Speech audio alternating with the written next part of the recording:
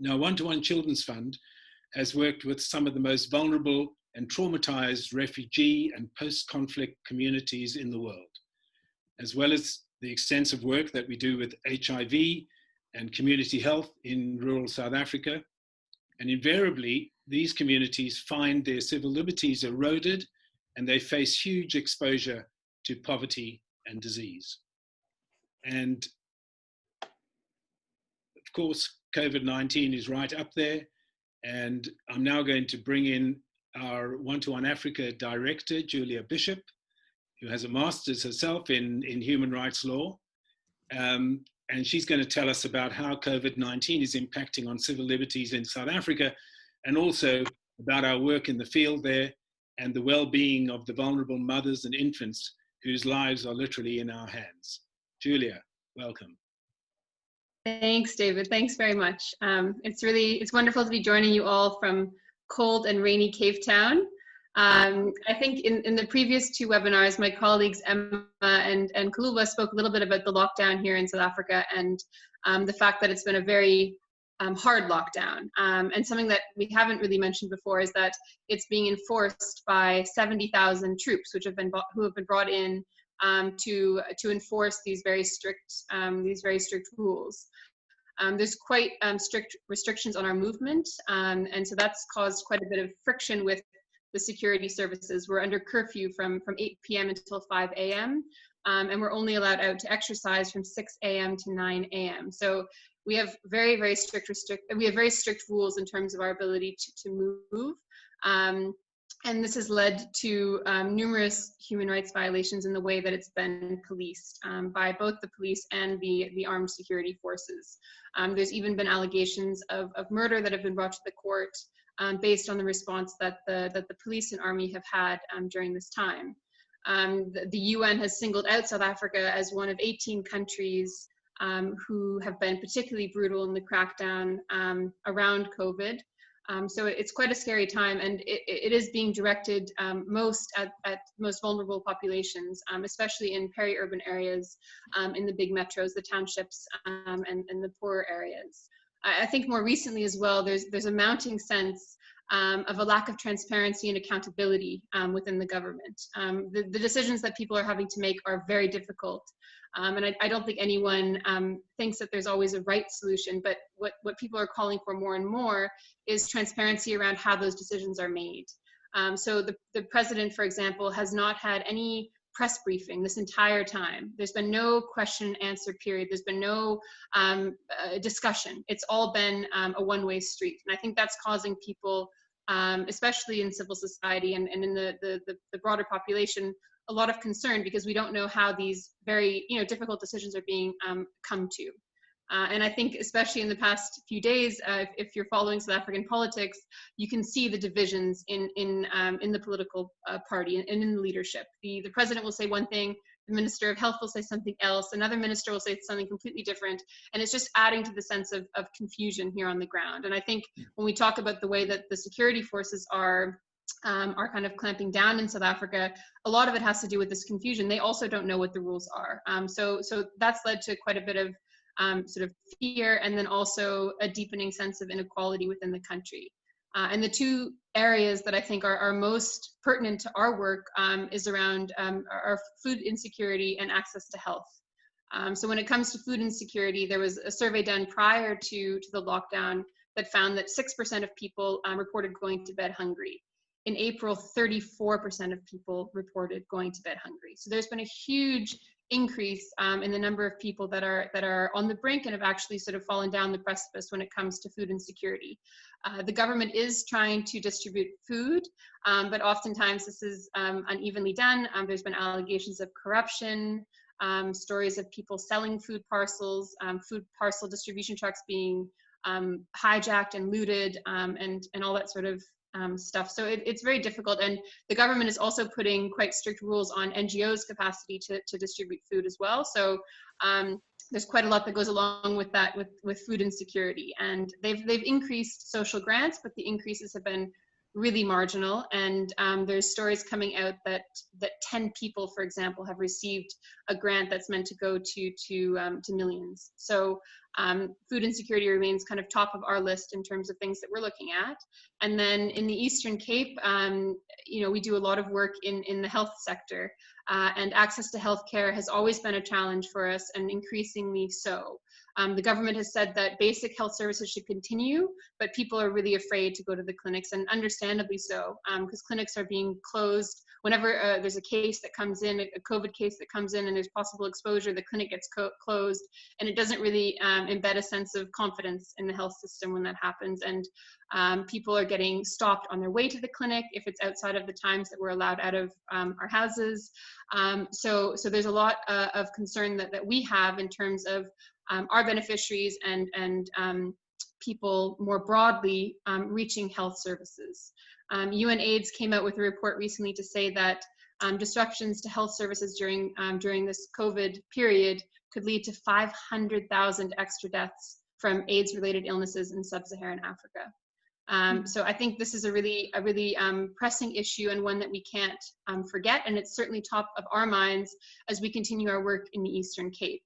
So from our mentor mothers' perspectives and our supervisors and our team on the ground, we're really emphasizing that continuity of care. And just because we're in this crisis period, this pandemic period, children still need to get immunized. Women still need to go for their antenatal visits. And that's something that we're really pushing, that people continue to do those things so that we don't slip back. Incredible gains have been made over the past few years, and in our project in particular, around access to treatment, adherence, and we don't want to lose all the progress that's been made. So that's really something that we're focusing a lot on. And then also, of course, keeping our team safe, making sure they have the right equipment. We've worked sort of directly procuring PPE for our team and for the health facilities nearby, and then also with the government to get PPE in, because there's been huge delays in getting that, and supplies are running low. So that's something that we've also been involved in. But I think just keeping at the tops of our minds that maternal and child health has to continue during this period, and we need to continue delivering the services that we have and making sure that our beneficiaries are reaching those services. So something that we've done more recently is to have our supervisors in the clinics acting as patient navigators, to be that link between the community and the clinic, and to make sure that people continue to access services during this very challenging time.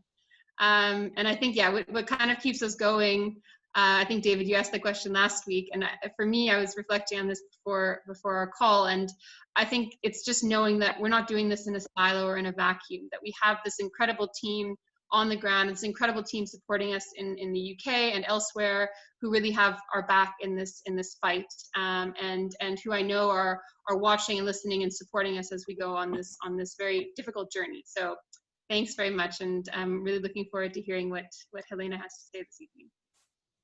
Thank you so much, Julia, and hi to all the team in South Africa.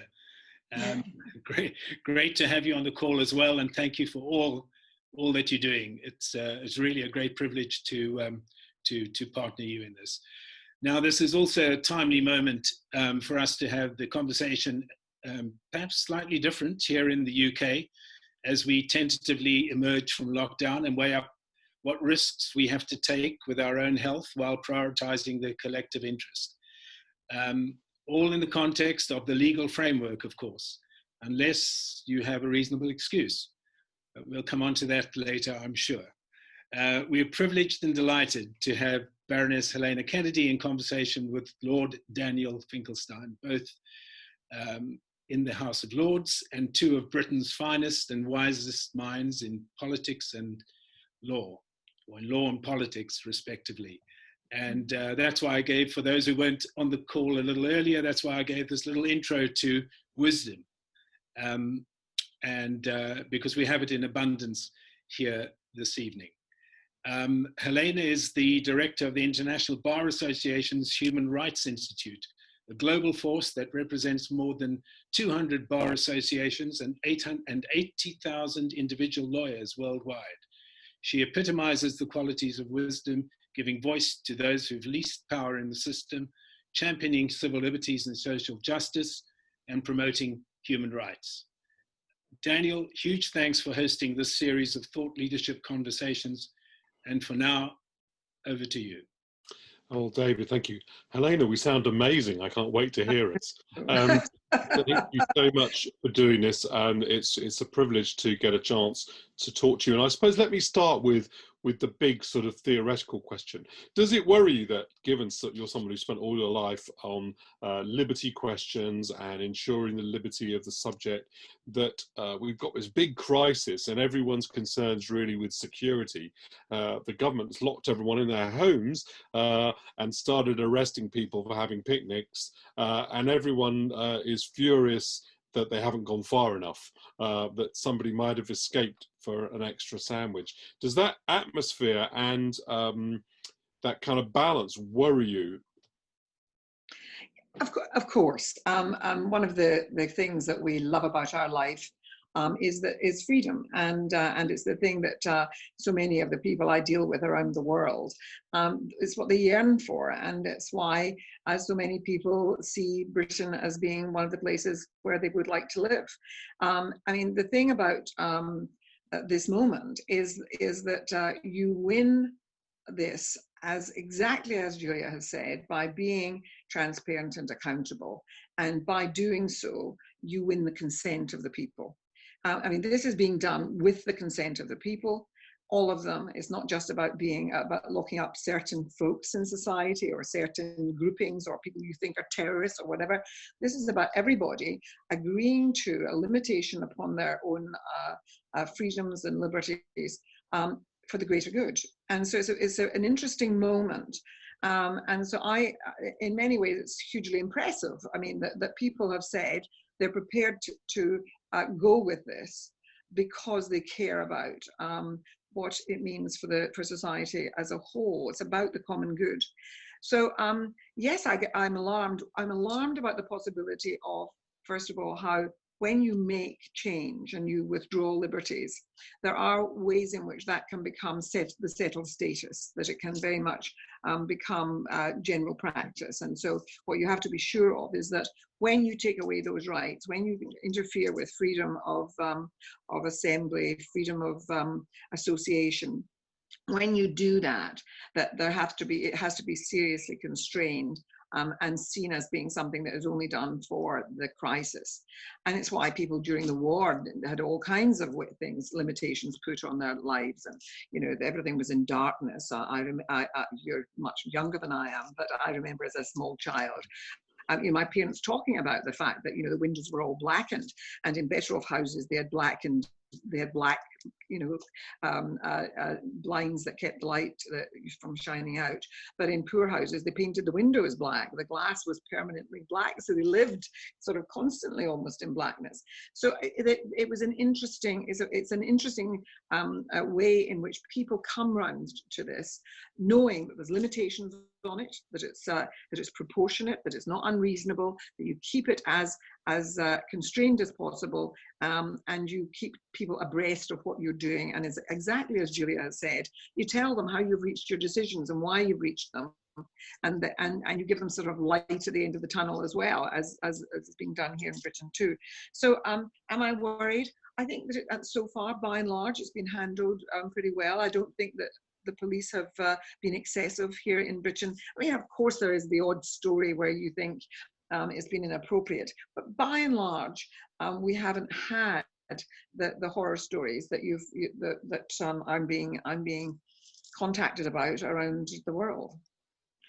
Yeah. Okay. Well, by the way, I'm going to ask some questions, but I hope people will use the Q&A button to pose some questions to Helena, which I'll come to later. So you can see that at the bottom of your screen. You can please do add your own questions, and I will raise them with her.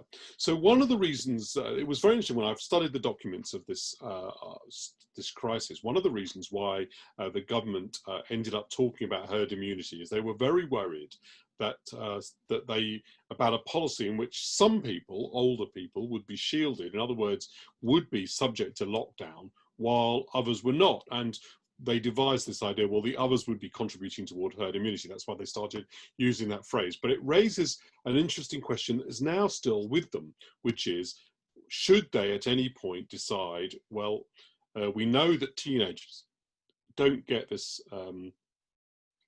they don't get COVID-19, or at least they don't have, it's not symptomatic for them or not seriously symptomatic. So, and they probably aren't that much in contact with older people, so they could maybe go out, and other people would not be able to go out. Would you be more uncomfortable if the government followed a policy that did allow more people more freedom, right?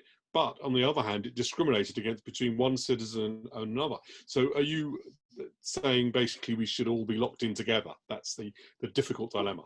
I mean, look, there's that utilitarian argument, you know, and the balancing out, you know, and you might decide liberty is so important and the economy has to be protected too, and therefore we keep as many people who are actively, you know, productive in work, and we just keep the people who are most vulnerable locked in. One of the things that we've learned actually is that that wasn't quite right, because we've lost quite a number of people who didn't fit the picture. You know, quite a lot of people who were middle-aged ended up dying and being part of the death toll, and occasionally a young person. So it wasn't quite as clean-cut as we were originally being made to understand. But it's true that the most vulnerable, of course, are going to be those who are elderly and those who have underlying illnesses and so forth. But for me, you see, it's I'm not a libertarian. You know, I'm very committed to civil liberties, but I do believe that that, you know, there's a moral issue in here, and you know, there's someone. I was once the head of the Human Genetics Commission, and it was to look at the legal and moral and ethical issues arising out of the genome and our discovery that we could know so much about ourselves through genetics. And there were interesting issues that came up, which were important, and where we legislated that people shouldn't be able to, or at least we encouraged the legislating that people couldn't steal somebody else's DNA or access it in order to find out things about people that were part of their, you know, where privacy would be vitally important. But in amongst this business of who do you protect, there are deeply moral issues. And the famous case that we as lawyers are always taught is the case. It's about a cabin boy. It's where there's a shipwreck, and it's in the 19th century, I think. But basically, the cabin boy is eaten because they weren't going to survive if they didn't have. And so it's the cabin boy case, and the judgment in our courts, in the common law court, was that it's never acceptable to basically in a utilitarian way say that your lives can be saved by making somebody else's life expendable, and that choice was considered an unacceptable and criminal thing to do. And so we're schooled in those arguments about how do you find your way through difficult decisions. And civil liberties are vitally important in our society, but not at all costs. And there are occasions when they must be constrained, but you have to have time limits on it. It's why we were so concerned about Orban saying that he was, you know, going to govern by decree, and there was no time limit on it. He's actually put it in this last 24 hours. Parliament has said that they're going to put legislation through, and they're now going to finish his governing by decree. But it is interesting that the important thing is having sunset clauses on periods when you take rights away. Now, sometimes you never get them back. Some people would have been very anxious about the fact that, for example, during the period when we were dealing with terrorism in Northern Ireland, a point came where it was decided that the right to silence had to be encroached upon. And the encroachment was to deal with terrorism. And it was to say that if somebody refused to answer questions in interrogation by the police, and then went into court and refused to answer questions and didn't give evidence, then that should be counting against them. Whereas the tradition in English law was that shouldn't count against somebody. If you want to remain silent, you can remain silent, and it's for the state to prove guilt. And And that, of course, then fed into the rest of the system. And so that's now standard law. So you've got to work out, just how far you're prepared to go, and you have to be very cautious and eternally vigilant. And that's my belief about civil liberties, is you have to be very vigilant that, yes, you might depart from the standards on occasions of extremists like we have now, but you have to make sure that we pull it all back together again and reassert the things that we need for a decent society as soon as it's over. And they had that whole business of thinking it may be possible to create immunity generally. I think that it was a dangerous way to go down, and you have to ask yourself, was this about putting the economic needs of society ahead of the value of life? And it takes you back to the cabin boy case, and I think that you can't ever go down that road. Funny, because the article I wrote on this very issue, in fact, used exactly, well, it didn't use the cabin boy example because I theorized it as the trolley example, but I was reading about the trolley example, the cabin boy example for it. Let's say a client came to you with a civil liberties asking for a civil liberties defence. They believe they have reasonably interpreted the guidelines, and that they had a childcare problem that required them to have some flexibility. They needed to use the extraordinary circumstances defence that was provided by Jenny Harris in order to look after their child by travelling couple of 100 miles to their parents' farm. And they came to you and said, I want your civil liberties assistance against an oppressive state. This seems reasonable. I think it's inside the guidelines. Would you take the case? And if you were to theoretically do so, what would you argue on their behalf? Of course I would take the case. I mean, I know that this surprises people in the United States. I mean, they were always shocked when they heard that I had represented people on terrorist cases or on espionage cases against the state and so on. But of course I would, if any person, I can't imagine who would do such a thing. But if they had done it, I most certainly. What would be their line of defence?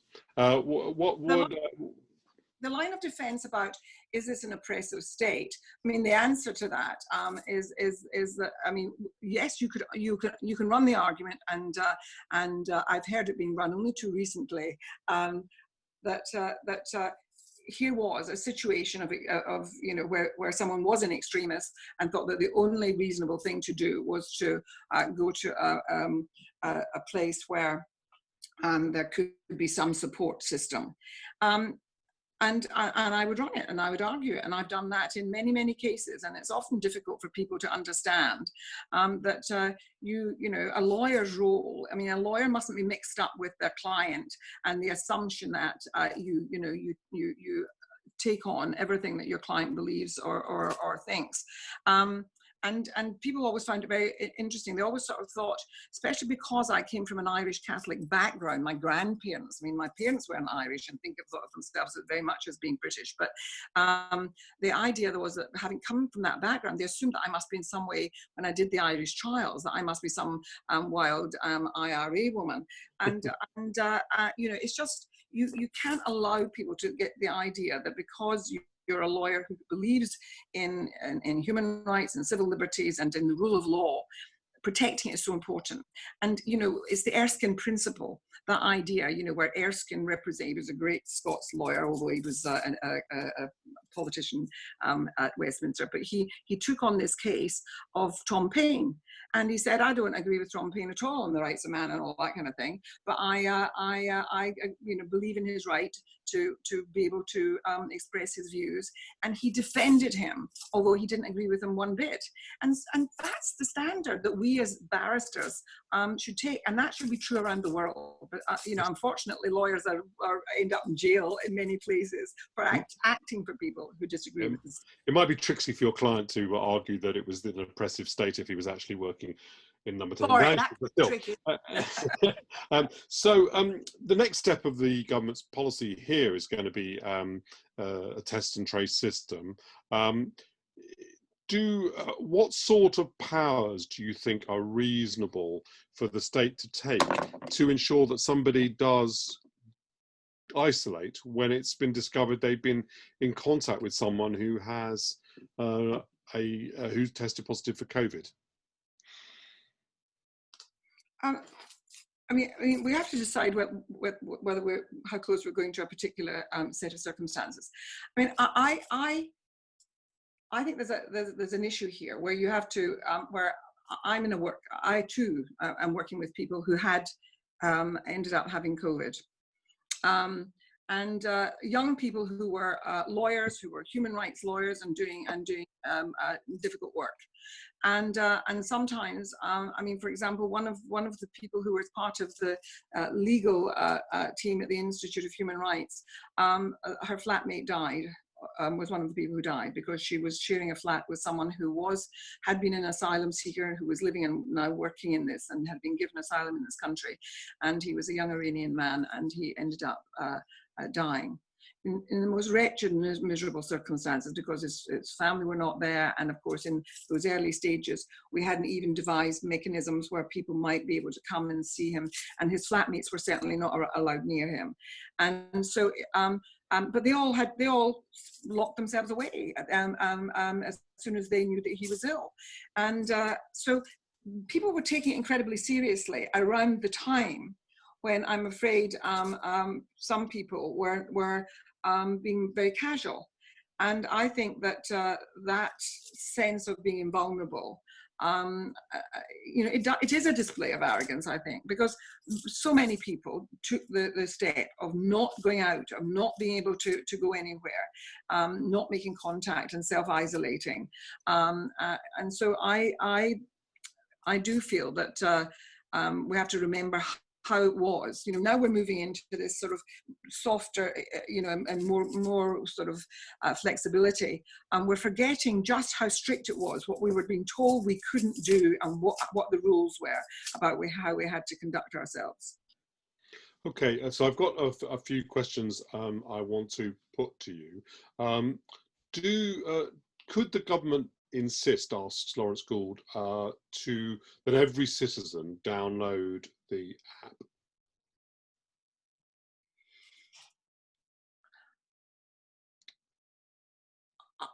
I think that there would be great resistance in the United Kingdom to doing that. So I think that it ends up being about having to persuade people to do it in the way that we did about lockdown. And so it's why trust of our government is so important, and why when you lose it, you lose the consent of the people. And so I think that making it a regulation that you had to have it on your phone would not be the British way of doing things. But I regret that we've had an episode just now, and we may as well say who we're talking about, the Dominic Cummings episode. I do think could risk public collaboration with government in making these things work. And so I think you would find that quite a lot, particularly the young, would not participate and would not take a nap. Well, let's see what transpires. Michael Hodding's got a very interesting question about the dilemma of the choice of freedom in a closed community of older people in care homes and assisted living accommodation, where some wish to become more engaged, considering they don't want to be restricted, while others don't want them to do that because they have respect. They should show respect and responsibility to their neighbours. Inside a family, that's one thing. But these are a group of people who are effectively grouped together as if they were a family, are highly vulnerable. How do you deal with the freedom of one and the security needs of another? How do you strike the balance there? That's Michael Hodding's question. Yeah, and it's an interesting one because, but those balances are things that now our judges increasingly have to do in courtrooms, if and the police make decisions on those kind of things all the time, and people might reach different decisions about it. But I do think that protection and safeguarding ends up being a high priority when you still have a high level of death, and where you still have the seriousness of the issues that we're confronting just now. So I think that the safeguarding ends up trumping, the freedoms. Okay, Rob Tobin has a question. Does Baroness Kennedy think the law of necessity is a valid defence here? Example, the REA, the conjoined twins case, where it is lawful to save one life by allowing another to die. The scenario here might be where two people require a ventilator, but there's only one ventilator left, and one person has a greater chance of survival than the other, but it is in both people's interests to have the ventilator treatment. Well, listen, doctors. My daughter's a doctor, and she was and she's a doctor at the Royal Free Hospital, and she's been involved on the COVID wards, and she said that the doctors were discussing this at the very beginning. It was one of the things they agonised over. Unfortunately, in reality, they haven't been forced into making those kinds of dire decisions. But there must be times, I would have thought, in war and in periods of crisis, where you end up having to make decisions that are really, really hard ones about who is more likely to survive. And it was a shock to me the extent to which we all learned that actually going on a ventilator was not necessarily going to save your life, that a huge percentage of those who are placed on ventilators are not saved, that the ventilator doesn't save. I think we all at the beginning of this thought that it would. So even putting somebody on a ventilator doesn't have any guarantees associated with it. And it may be that a fitter person is more likely to survive it. So I do think doctors are confronted with those painful decisions, and they tend to make them collaboratively with other doctors, with their colleagues, and painfully go through a process in order to reach what they think might be the best decision. But they don't feel comfortable playing God. Yeah, Christy Evans says in South Africa, it's done all the time. If you're over 55 and have comorbidities, you cannot go on dialysis in state hospitals. I suppose the NHS could end up rationing in that quite that way. It does a bit already, I suppose. Yeah, I mean, it is one of the arguments for why you have to have good medical health services, and why they're so vitally important, and why we've learned that. And I mean, I have to say that, you see, we in the Western developed countries have kind of concentrated on looking at human rights. We've concentrated on civil and political rights, and we feel uncomfortable with the whole business of economic and social rights, partly because we've by and large had systems which have in large part looked after the welfare of people in the post-Second World War period, and had those welfare systems. But they are being eroded, and we have to ask ourselves about the risks that are associated with that. You see, I look at the United States of America, where the right to medical treatment is not there, and they don't have a system where you can guarantee that you're going to have health care. And so I think that you see, it's one of those areas where I don't think the market should have a place. I think that we should have a right to healthcare. Let's, having spoken about Britain a lot, look more broadly. Do you anticipate the next sort of 3 or 4 years will represent a crisis for civil libertarians as we attempt to roll back the state in terms of its interference over this COVID crisis and restore the civil liberties that have been lost? I think the period after this crisis is going to be a very interesting one, because we could go in any direction. We could either move towards a much more authoritarianism in an effort to reassert sort of neoliberal economics and the primacy of the market, and there are others who are arguing that this is a moment where we might think about creating a more humane economic system, an economic system that actually is values some roles that are currently not being valued, the roles of carers. I mean, those women who care for people in care homes who are paid so little, and how wretched that is, and they're doing vital work. So I think there's going to be a real struggle at the end of this as to how we go forward. and there will be those who will want a different kind of system, a more humanized system, and those who will insist on going back to, you know, the neoliberal model of shrinking the state and the small state and so on. Because at the moment, what has happened, you know, and Macron said it, you know, when he talked about how we had nationalized, you know, wages, and had you know, really done what he, as a neoliberal, because he is, I would never have imagined himself doing.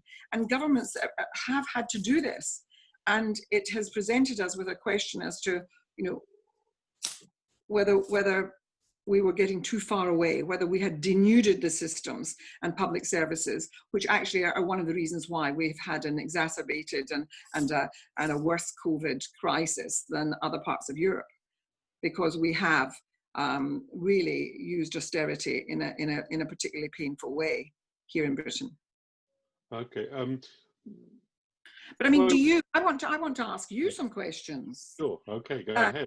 I mean, do you? I mean, it must be interesting for you as an observer, who's, you know, here am I, somebody who's on the sort of, you know, in the left, but you're somebody who's sort of centre right, and I just want to know. I mean, how are you seeing this? I mean,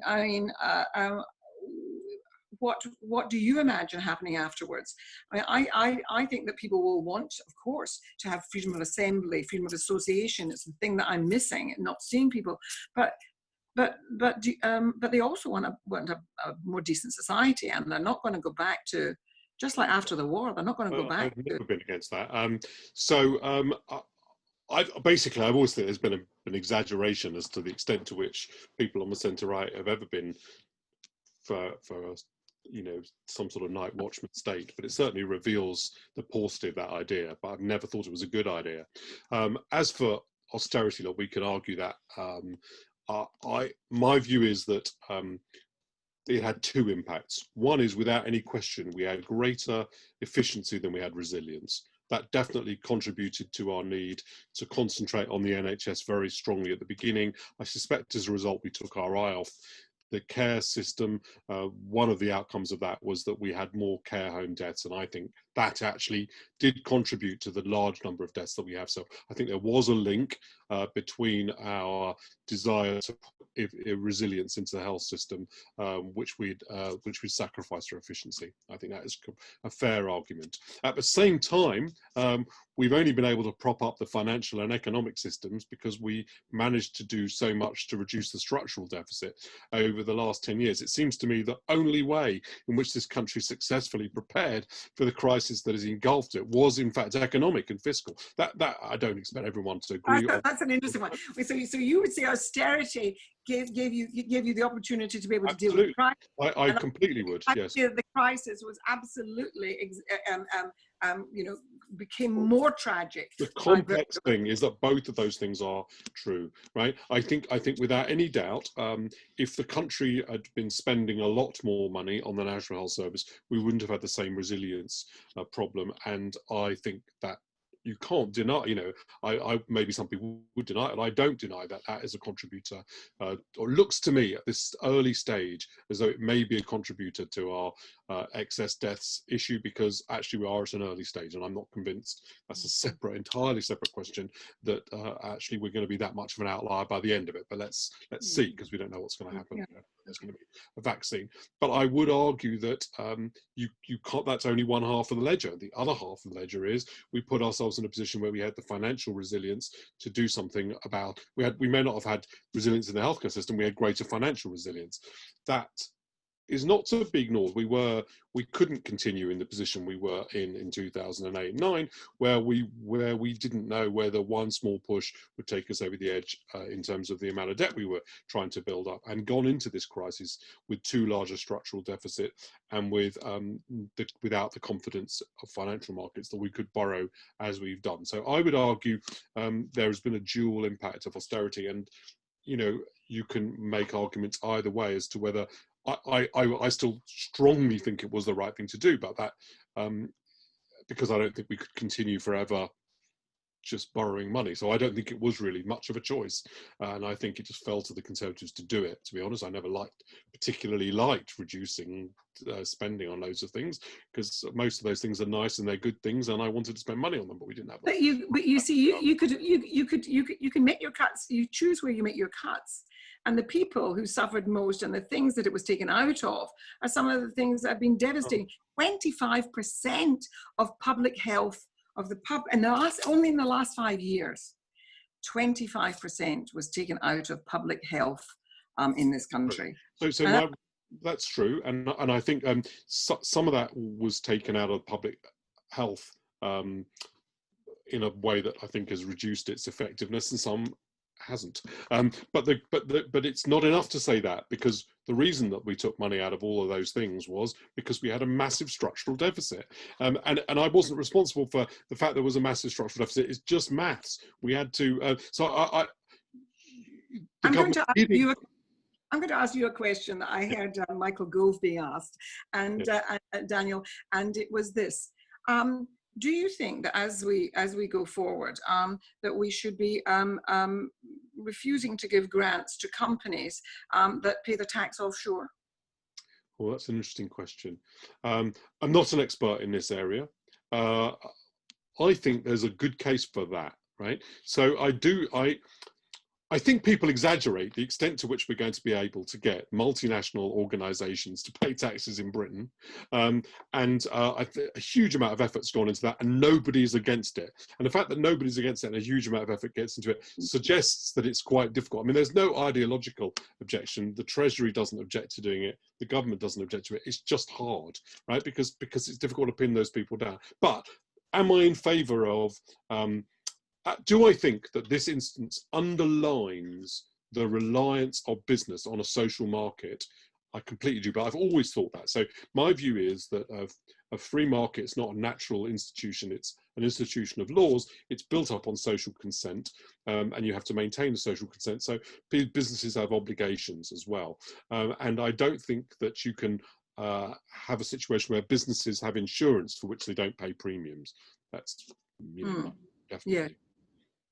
But I got that. I was wrong. It wasn't Michael Gove. It was Norman Lamont in a discussion who said, and he said, you're being political to whoever was on the other side by suggesting that companies shouldn't be bailed out if they don't pay their taxes in this country. And I would have thought that the majority of people in this country would go with that. Yeah, the problem with it, the problem with that specific thing, of course, is they're real people working in those companies, and you end up making them unemployed. And that's also the problem that's always the problem with fleet of foot capital, and it's the problem with taxing it. In the end, I think you have to make choices, and I do probably come down on the side of, I think it undermines faith in the entire system if businesses, as I say, receive insurance, they don't pay the premium. So I think that's right. But it's, when it actually comes to it, it's quite hard, because you may be saying to people, because it's not just some business people, it's all the people who work for them, and if you don't bail out those companies, those people lose out as a result. But I think you have to make choices, and that would be my choice, and I'm not surprised it's different from Norman's. But you see, I mean, that we've just had Julia Bishop talking about South Africa, and I am constantly now, because of doing less of my actual practice, but running this institute, because we're dealing with human rights issues and helping. Basically helping the developing programs and court systems and rights protections in different jurisdictions around the world. And one of the things that is a shocker is that the folk who don't pay tax here are also not paying tax in any of the other places where they're going around. It's exploitative capitalism. And there's something shocking about the fact that here we have parts of the world, and undoubtedly South Africa is suffering in a way that we aren't in the least. But my God, think of what's happening in refugee camps, and think what's happening in some of the other places. And regulating the food industry is going to be a really important thing, because of what we think are the origins of this virus, and food industries everywhere. And we have to make those demands in relation to any deals that are going to be done after this is all over, and the end of this year, when they're talking about doing deals. And I hope it's not Mr. Trump that they're having to do deals with. I hope they'll have gone by then. But good hygiene depends on water and sanitary systems and so on. And we're not helping the world in developing all this stuff. And these sods are not paying their taxes. And so, I mean, these companies, and I just feel it's about irresponsibility. It's about a crass form of capitalism. Difficult. I don't think the thing that's important to emphasize is I don't disagree with that, of course. Right? Who could disagree with that? That's because you're a moderate conservative. I don't actually, you know what, I really, honestly, I don't know very many conservatives who think that. I don't genuinely, but I don't genuinely. But sorry, but if they do, I don't agree with them. But the problem is the practicality. I know this because George Osborne's a very good friend of mine. I've talked to him a lot about this. He wanted to ensure that people paid their taxes here. He wants to ensure they pay their taxes all around the world. But the problem is, if even one jurisdiction doesn't join in, the money can flood. I mean, Luxembourg's done exactly that. The European Union, one of the reasons I wasn't in favour of leaving it, is it performs a role inside Europe of ensuring at least that people can't take their tax elsewhere. And I think we put ourselves in a very awkward position by leaving, but we made that decision. The key thing to in a question like that is how to deal with it. It's not saying it's wrong, because it is wrong. Of course they should pay taxes. I don't know whether if we do what you suggest, which is don't bail them out, they won't just go to another country that will do that. Listen, you see, I happen to feel that there's been a period in this last sort of 30 odd years, but I mean, the rise of the business school and the mantra of the business school that shareholder value is the most important thing, and that's what everybody in the business world has to prioritize, and it's about your shareholders over everybody else.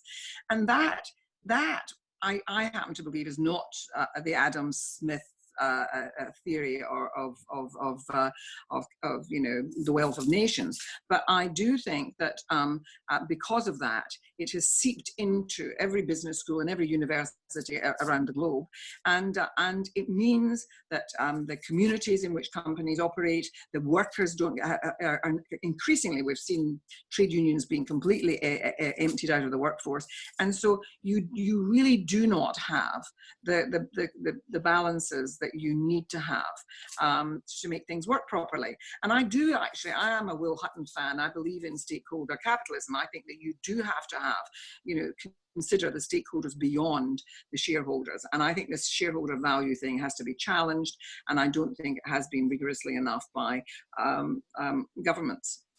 Okay, thank you. Well, I've ended up thinking that I was going to moderate a discussion and ended up trying to be a moderate in a discussion. But it was lovely of you to ask me questions too. I was always love to talk. But I also really enjoyed hearing what you had to say, Helena, earlier. It was really, really fascinating. So thank you very much, both for the engagement in the conversation and for the shared conversation we had at the end, which I really appreciated. David, can I hand back to you?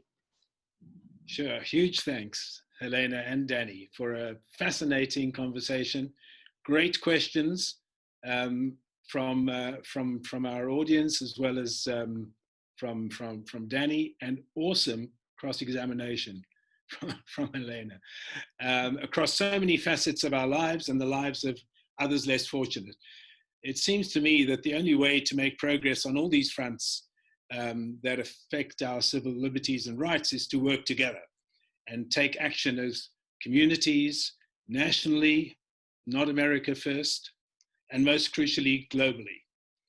So if you'd like to support Julia and her team in South Africa, and you haven't yet had the opportunity to donate to our Save a Life campaign, please do so at any time. Now there is the screen in front of you, or you can email me direct, and I can take it from there.